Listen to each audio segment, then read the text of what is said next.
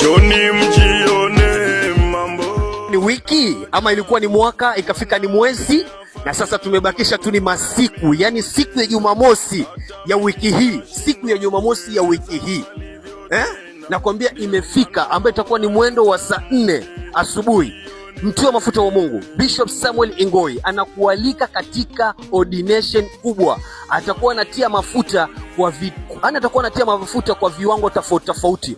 Atakuwa anatia mafuta nani? Atakuwa anatia mafuta watoto aliyowalea kihuduma, aliyowakuza kihuduma. Atakuwa anatia mafuta kwa viwango tofauti tofauti. Tutakuwa tunapata mapasta, tutakuwa tunapasta wainjilisti, tutakuwa tunapasta madikones, tutakuwa tunapata watu aina katika hiyo siku. Bila kusahau ni siku ya Jumamosi kuanzia mwendo wa saa 4. Usikose. Mtu wa mafuta wa Mungu Bishop Samuel Ingoi anakualika sana, njooni nyote, na maana pale tutakuwa kuna kula na kunywa. Itakuwa ni sherehe kubwa hii. Usilale nyumbani ama usishinde nyumbani. Siku ni Jumamosi ambayo itakuwa ni siku ya tarehe 25. Welcome, tukutane hapo.